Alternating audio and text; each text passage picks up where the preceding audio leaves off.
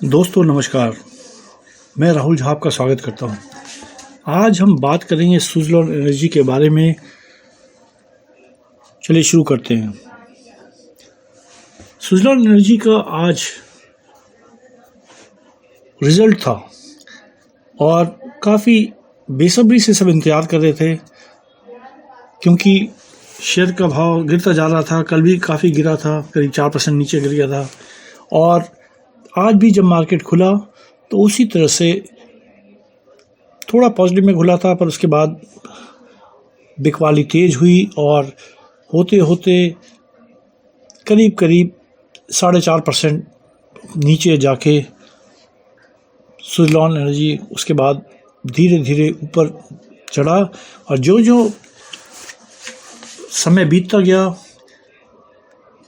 उसमें ख़रीदारी बढ़ती गई और उसके बाद वो फिर पॉजिटिव टेरिटरी में आ गया।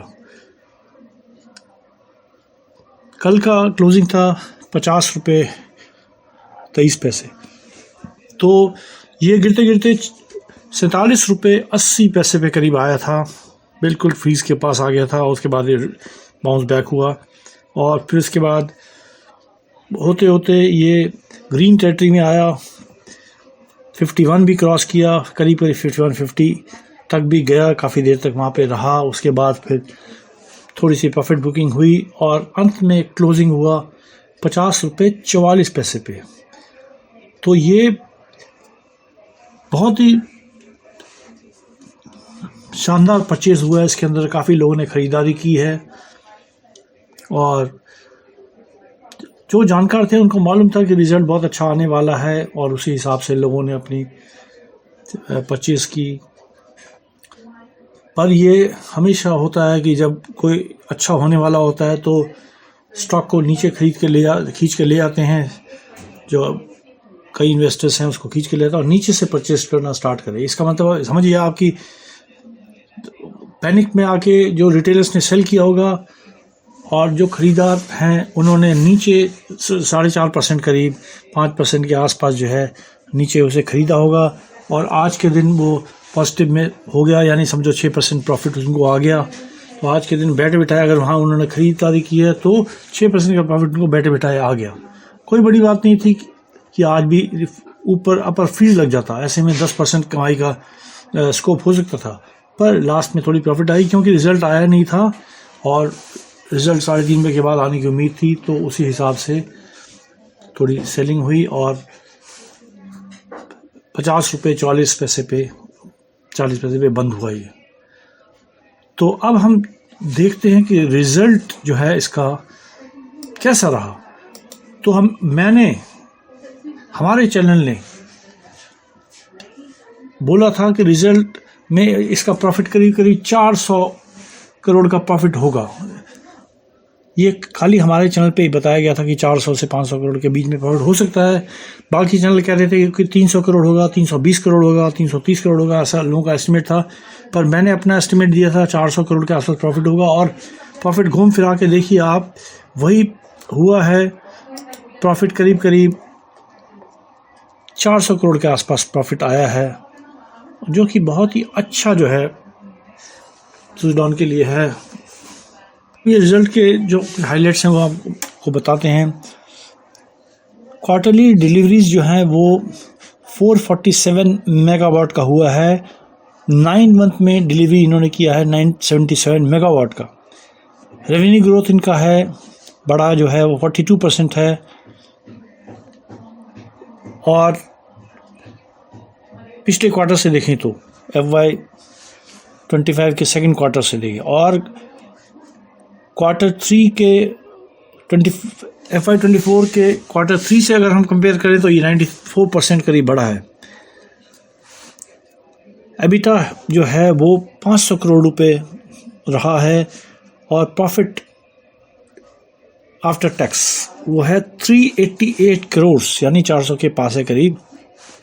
एबिटा मार्जिन जो है वो 16.8 है और नेट प्रॉफिट मार्जिन करीब 13.1% है, जिससे ये दिखाता है कि प्रॉफिटेबिलिटी इम्प्रूव हुई है। कंसिस्टेंट पीएटी ग्रोथ 93% है Q2 के मुकाबले में जो है प्रॉफिट 93% बढ़ा है और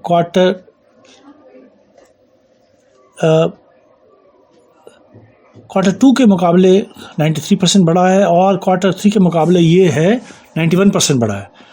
तो ये काफ़ी अच्छी इम्प्रूवमेंट है, बहुत अच्छा बिजनेस चल रहा है इनका।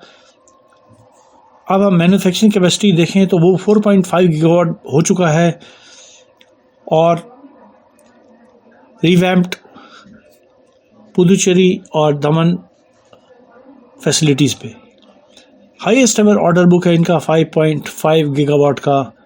C&I and PSU now constitute 80% of total order book. PSU ने भी ऑर्डर देना शुरू किया है क्योंकि अभी ये डेट फ्री कंपनी है, इसीलिए PSU भी इनको ऑर्डर दे रहा है।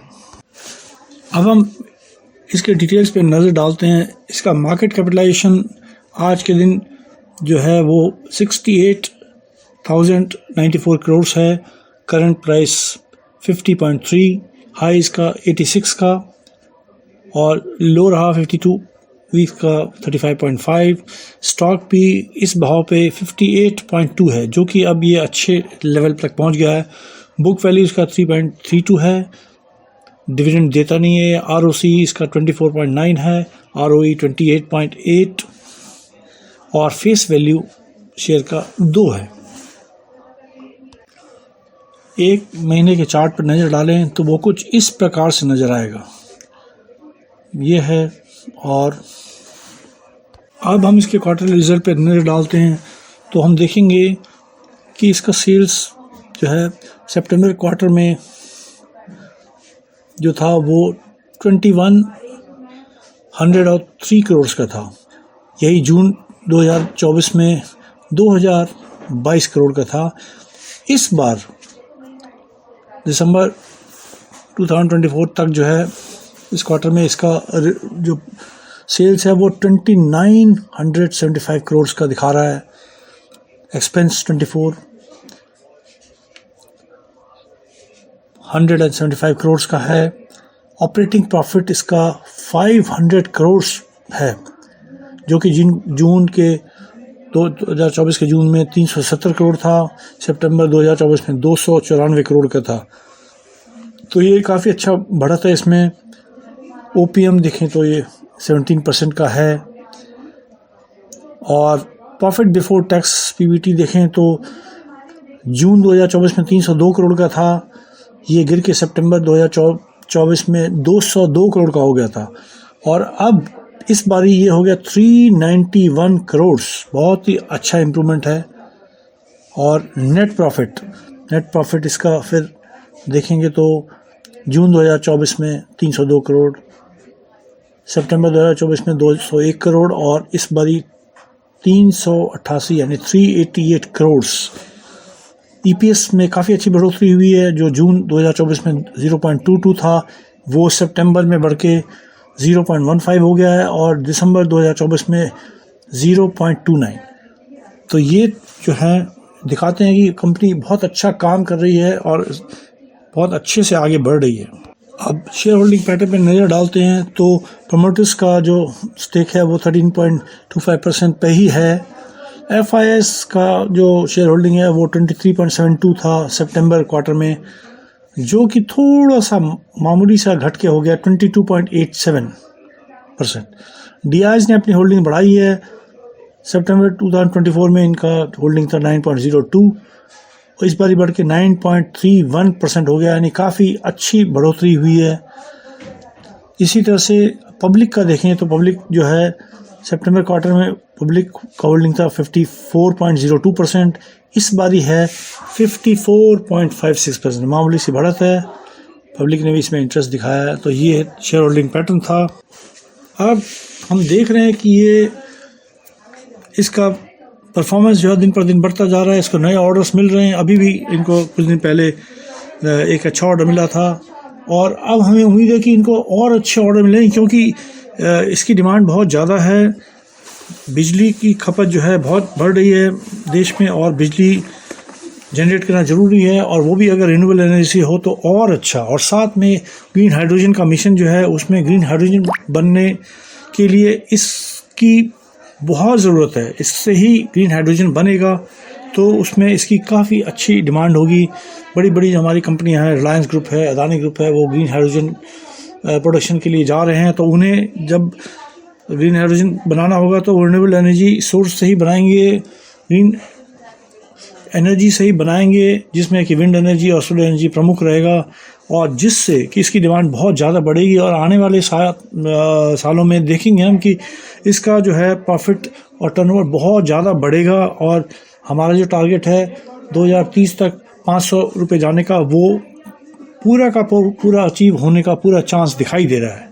तो इसी तरह से इसका फ्यूचर मुझे ब्राइट दिख रहा है। अब आगे देखिए, कल इसको हो सकता है कि अपर फ्रीज लगे और अब आगे ही बढ़ता रहेगा ये शेयर। तो इसी तरह आपके पास हम नए नए वीडियो बना के लाते रहेंगे। पर साथ में ये भी बता दें कि ये वीडियो हम एजुकेशन पर्पज़ के लिए बनाते हैं। इन केस आपकी कोई खरीदने की इच्छा है तो अपने एक्सपर्ट से गाइडेंस लें। धन्यवाद।